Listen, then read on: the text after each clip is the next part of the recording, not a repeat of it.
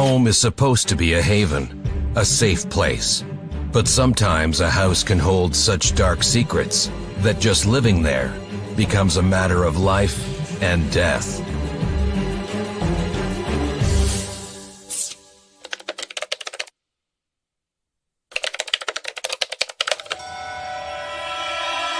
Paranormal Survivor Season 4, interview with ᴸᴺᴬᵗᵛ, take 1, Mark.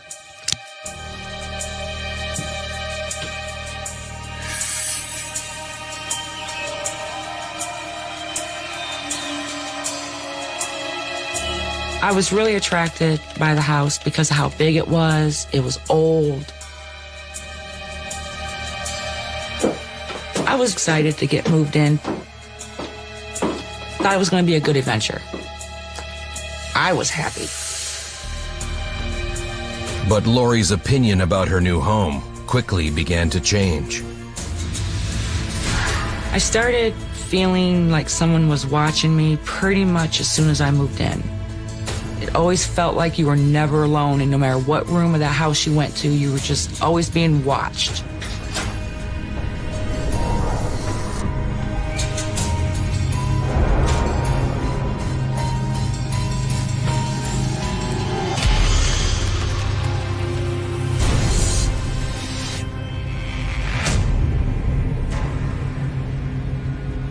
Soon, Lori's uneasiness became more than just a feeling.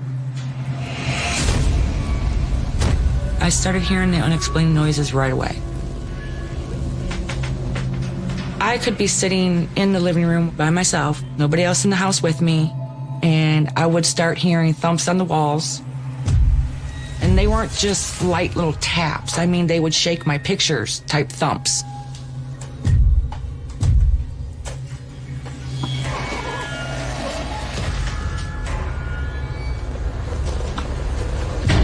A couple times when I'd hear the scraping in the walls, it almost sounded like nails on a chalkboard. They were very high-pitched. They would, give you goosebumps. And they literally, every single door in that house slammed shut.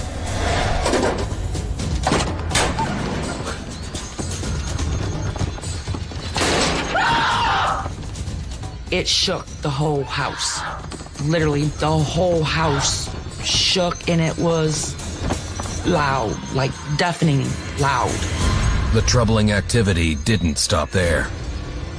First time I seen a shadow that was kind of like a human shape, I was unpacking.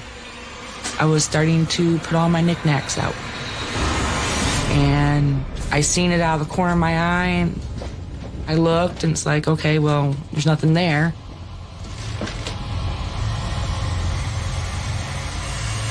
But then it came back out around another corner to where it was right in front of me. I was terrified.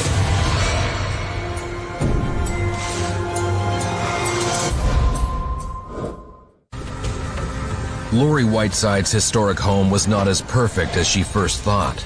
Paranormal activity kept escalating, signaling the presence of a dark entity.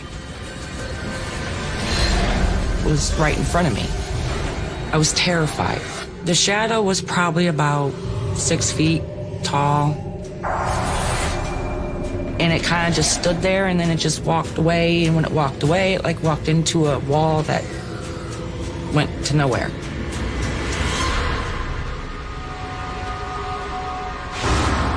Lori searched for an explanation for what was going on in her house. When I moved in, the neighbors were kind of shocked that I was living there. And I'd asked them why, and they said, well, there was a suicide on this property. One of the previous owner's husband shot themselves. Concerned the rumored suicide was behind the supernatural activity, Lori decided to look into the home's past. The house was built in the early 1800s. And when it was built, it was originally built to be a funeral home. It was a funeral home for multiple years. I thought that maybe it's just one of the spirits from when it was a funeral home still there, because there was a lot of death in that house. If a home used to be a funeral home, there is a very good chance that there is spirit still within the home. Spirit will attend their funeral, and sometimes they might just decide that this is where they wish to stay. Finding everything out about the house made me feel really uneasy, because if I had known that it had been a funeral home before, I never would have moved in.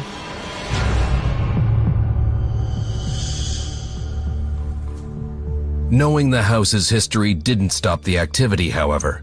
In fact, things just escalated.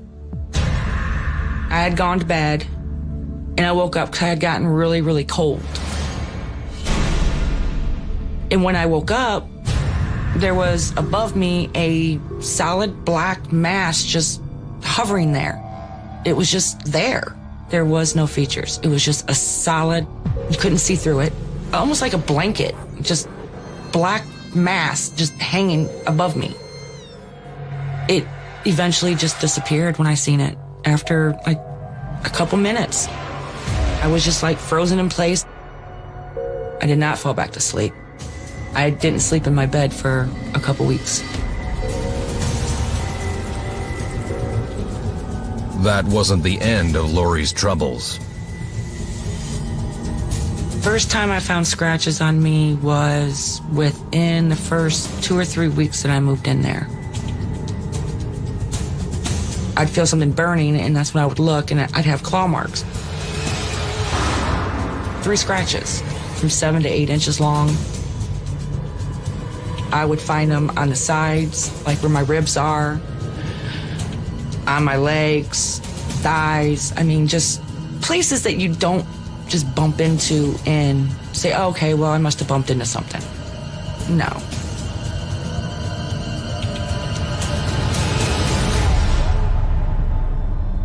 Me getting scratched started becoming almost a daily or nightly thing. It didn't just happen at night, it happened during the day. I could be sitting there and look down, and you actually could see the scratches appearing. I started going into a extreme depression with the scratches. I was getting to the point where I didn't even want to be seen in public because I looked like someone was literally beating me up on a daily basis. I just couldn't handle it no more.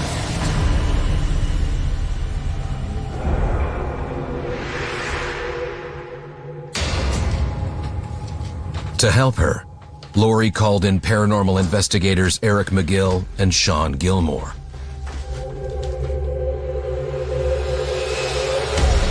She was at her wit's end. She had had so many experiences by this time. Sean is an empath, and Sean's initial impression was that he felt a presence, a very strong presence. Sean stated that when he came in, he immediately felt like a weight was on his shoulders. The air was just thick and very, very, very oppressive. For the investigation, we brought out about 6 to 8 static cameras. They set up cameras everywhere. They had all kinds of equipment set up in places.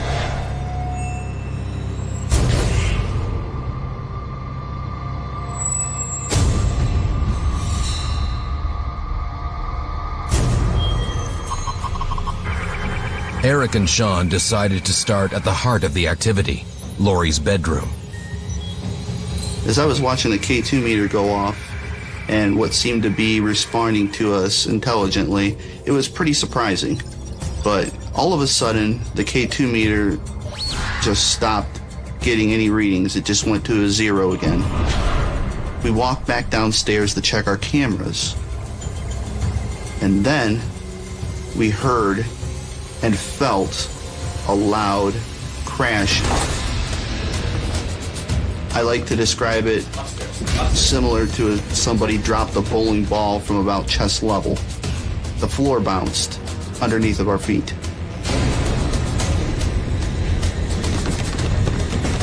The whole house just shook. The windows rattled, the whole 9 yards. When Sean and I felt and heard the loud noise, we immediately started going towards the room where we thought that sound originated. Before I entered the threshold, I felt a strong static charge, and a very cold chill. And I just froze.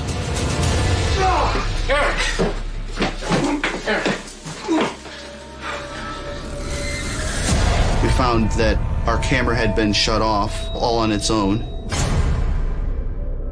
This kind of interaction was kind of like a wake-up call for us. It reminded us that we didn't introduce ourselves to the presence before we started the investigation. Before beginning an investigation, it's really important to introduce yourself to the spirits in the home because you want to make sure that they are not intimidated by your presence and they can really be upset that you're there. So you want to make sure that you tell them that you're not there to hurt them and you certainly aren't there to provoke them. We sincerely apologize for intruding on your space. We mean you no harm.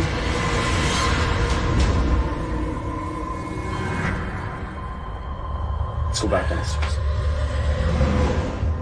By the end of the investigation, I still hadn't reached any conclusions or anything like that. We were pretty much relying on going home, filing through all the footage, and seeing what we captured. But initially, my assumption was that there was just a strong presence there that wanted to communicate. They explained to me that they had a lot of stuff they had to go through, and that it could be a few weeks before I hear anything.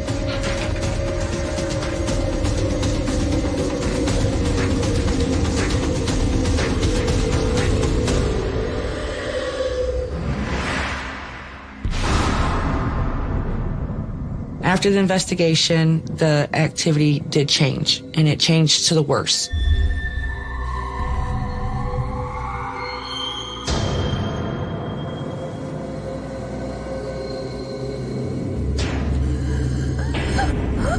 One night when I was in bed, I woke up to being suffocated and choked by something that was not human. It was extremely solid black mass. It smelled like death. I really thought I was gonna die at that point.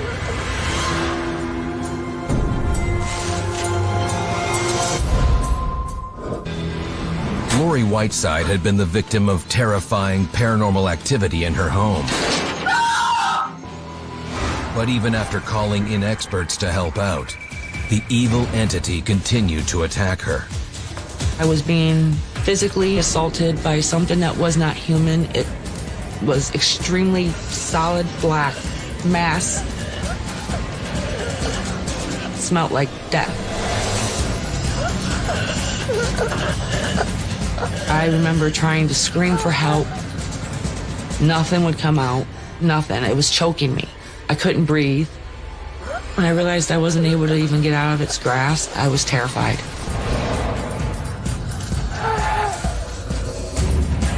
I really thought I was gonna die at that point. It ended when I seen a white light. It was like a flash of white light. I don't know where the white light came from, but once that white light just flashed, it just was gone. I don't know where it went, but it was gone. The attack made me feel violated. It made me feel filthy, disgusted.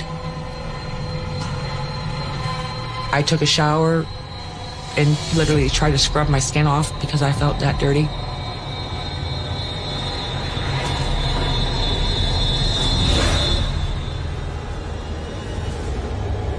After I got attacked like this is when I decided I could not live in this home any longer, and I packed up and I was out of the home within a week. I left. I left property behind that I refused to even go back and touch. Even though the investigation results proved inconclusive, Lori finally found peace as she settled into a new home. Since I've moved, I am safe. I can't be 100% certain if the escalation in activity was a direct result of our investigation. When dealing with the paranormal, anything is possible because we're dealing with the unknown? I believe if I had decided to stay there, it would have killed me. I strongly believe in my heart, whatever is there, it would have killed me. If I could forget that house ever existed, that would make me a happy person.